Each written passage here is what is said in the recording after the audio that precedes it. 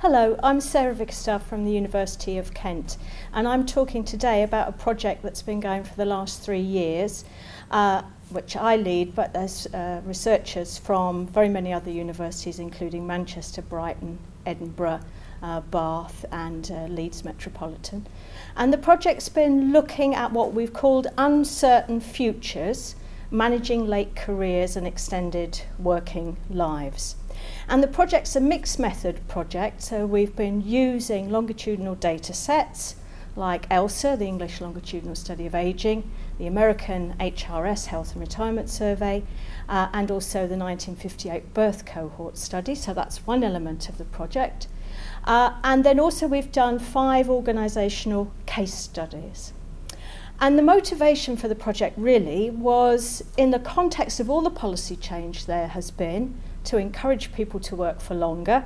So we've had age discrimination legislation, the removal of a mandatory retirement age, the extension of the right to request flexible working to all employees, and of course we've seen state pension ages rising.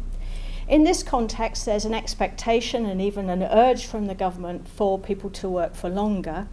And there's, if you like, a popular assumption that we're living longer, therefore we should be working for longer.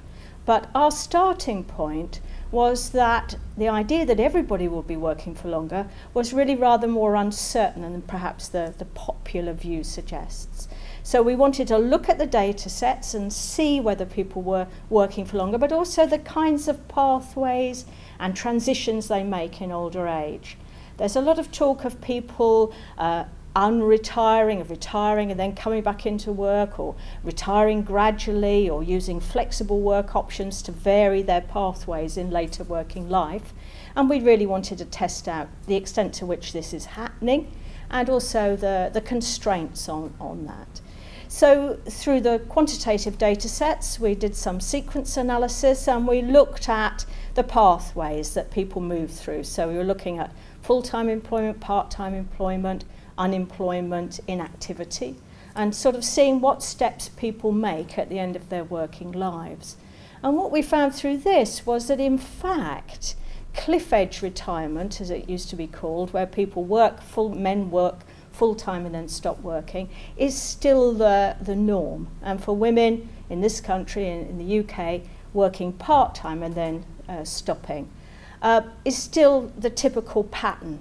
So there's not in the quantitative data as much evidence of more fluid or flexible work endings as is often talked about. So that was a part of the quantitative side, just tracking the pathways people are taking, which then gave us a pause, made us think, well, perhaps not so much has changed, perhaps people are still taking rather traditional paths to retirement. So then we wanted to track that in organisations, because of course people don't retire in the abstract, they retire from their employing organisation. And a lot of those policy changes I mentioned, things like age discrimination, flexibility, really puts the onus on employers to be retaining people longer into older ages than they may have done in the past, or indeed recruiting people at older ages. So we wanted to look at what some organisations were actually doing. So we looked at 5 organisations, a range to get a sense of what might be happening in different sectors.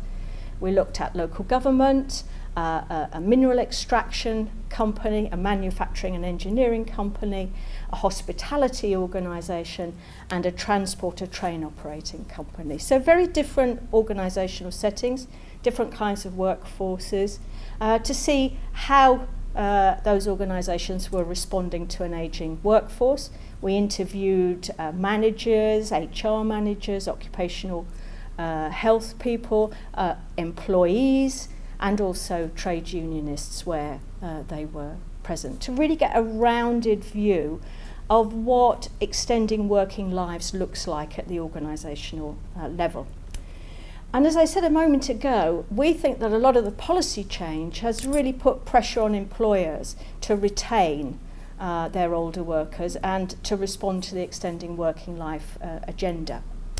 But what we found was that there weren't very many specific initiatives addressed to older people. And indeed, age discrimination legislation was seen by employers as a barrier to doing anything special for older workers because it might be deemed as discriminatory. So some of our employers were very good. They had good well-being initiatives. They offered flexibility, but none of this was specifically focused on the particular situation of older workers. So we weren't seeing too much change in employer behaviour. Then we looked at the whole question of flexibility, which is often seen as an option that might encourage people to work longer if they don't have to work full throttle and then stop work, but can perhaps downshift or reduce their hours or possibly enter a formal phased or gradual retirement scheme, that this might encourage people to work longer. And a lot of policy documents are very favourable about the positive benefits of flexible work. So this was something we wanted to explore because we hadn't found it in the quantitative data. Could we find it in the qualitative case studies? Well, we didn't find much of it there either. None of our organisations had were monitoring requests for flexibility by age. There was still a general feeling from HR managers in all of the organisations that flexibility was something that primarily women with smaller children were seeking. Didn't particularly see it as something that older workers were going to be interested in. When we talked to employees, there was very widespread support and interest in the idea of gradual retirement, being able to phase down. Almost everybody thought that that would be a great idea, but very, very few people had actually asked whether they'd be able to do it, or a lot of people said, well, I would love to do that, but I can't afford to do it. So certainly for the lower paid people, a phased retirement wasn't feasible because they couldn't afford to take a pay cut before they retired, before they got to state pension age. And for other people, there were often constraints about the nature of the job they did. On the trains, for example, there's a feeling that that's a full-time job, again in mineral extraction. These are traditional male full-time jobs. Line managers, employees themselves couldn't get their heads around the idea that you might do it part-time. In the train operating company, there were some job shares if people could match, if train drivers could match with somebody else in the same depot that wanted a job share, but they were very limited. So in some areas of work, flexible work, there are barriers to it in terms of the way work is organised. Line managers may not be very keen on it, so there might be a nice policy at the organisational level, but it's not really feeding down to practice. Also for women, a lot of women were working flexibly already, were working part-time hours. So more flexibility was potentially more feasible. They could do slightly less hours than the hours they were currently doing, but wasn't necessarily attractive, again, for financial reasons. So the qualitative work, along with the quantitative work, really means that we need to think about simply imagining, because people have a right to request flexible work, either that they know they've got that right, or if they know they've got it, that they are actually empowered to ask about it, but also whether it's actually feasible. And for a lot of middle and lower income people, the idea of reducing your income before you get to receipt of pension is simply not feasible.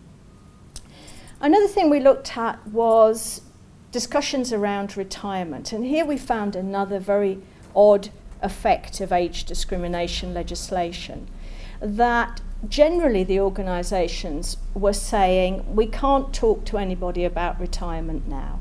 Because of age discrimination legislation, you can't raise the issue of retirement.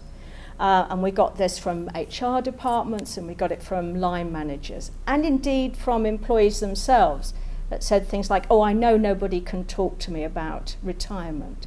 Well, of course, this is a very defensive and wrong interpretation of age discrimination legislation. The effect it was having was actually to cause a lot of uncertainty on all sides. Uncertainty for managers because they didn't know how long people were going to carry on working. So they couldn't really plan for succession. They couldn't plan for replacing people if they weren't sure when they would go. In the old days with the mandatory retirement age, they would know if people carried on working that they would go at 65 or whatever the mandatory retirement age was for that organisation. Without that, they don't know. And we had an example again in the trains of a line manager saying, well, I like to go to sort of birthday parties in the mess room because I sometimes then hear people saying, oh, I think I'll only work for a couple more years. So it was a very informal way of finding out what was actually going on, which of course wasn't very useful for the organisations in terms of planning their staffing and managing their staffing. So it wasn't working for employers not to know when people were retiring. But it wasn't working for employees either, because they actually wanted to talk to someone about what their options were and to get some advice and to talk it through. And were expecting the organisation to give them this information. And it was put very sharply by someone in the manufacturing case who sort of said, well, they're waiting for us to talk to them about retirement. What they don't realise is that they've got to come and tell us that they're going to resign. Because without a mandatory age, that's essentially what people do. They decide not to carry on working, they resign. Of course, that's a terrible mismatch of understandings and expectations. People nearing the end of their working lives and thinking about retirement aren't thinking to themselves, oh, I think I might resign next April. They're thinking about retirement as that sort of important signal moment with social significance. It's not the same as a resignation. So we found quite a lot of employees who were feeling rather insecure, not knowing quite what they were going to do, not knowing who to talk about it. So there was a lot of confusion around the limits that age discrimination legislation puts on discussions that managers can have with their employees, which is not working for anybody. So it's really very important that employers are enabled to understand how they can have those kinds of conversations. And then a final thing we looked at was the impact of rising state pension ages. As we know, state pension age has risen quite rapidly for women, and it's now rising for both men and women. And certainly for our lower paid workers in hospitality and also in manufacturing, there was a lot of concern and anxiety about whether they would be able to carry on working. So these were people for whom the state pension was going to be a critical element of their retirement income. So they couldn't afford to retire until they got their state pension. But the state pension age was disappearing off into the distance. So especially in hospitality, so this is people doing cleaning jobs and catering jobs, physically hard jobs. A lot of the women there were very worried about their ability to carry on cleaning. This is women in their late 50s, early 60s, many of whom had arthritis and other sorts of conditions, and they were really worrying about that. To such an extent, in some cases, people were hiding health conditions, worried that if they revealed their knees were shot, and went off and had an operation on them, that they might lose their job, and they couldn't afford to do that because of the financial situation. So another thing that came out, along with this uncertainty about when retirement might happen, who you can talk to about it, that for some groups, those who don't have strong occupational pensions, who haven't got long lifetimes earnings, who are going to be very dependent on the state pension, the moving of the state pension age was a really dramatic policy change in terms of how they were thinking and managing their later careers. So to conclude then, what have we found out in this study? We found that perhaps there's not been as much change as we might have imagined there would be, given how many policy developments there have been. Organisations haven't really started to think very coherently about an ageing workforce. There are some dysfunctional effects of age discrimination legislation, which is obviously a good thing, but which is stopping conversations which people need and want to have about their retirement processes, and perhaps stopping organisations thinking about measures that might help older workers for fear that targeting a policy at older workers will be discriminatory. And then the other thing that we found out, of course, is that there's considerable inequality. People now have choice to carry on working. They can't be forced to retire at a particular age anymore, which is a good thing. But the ability to really activate that choice is very, very dependent upon your income, upon your health, and also upon the organisation that you work for.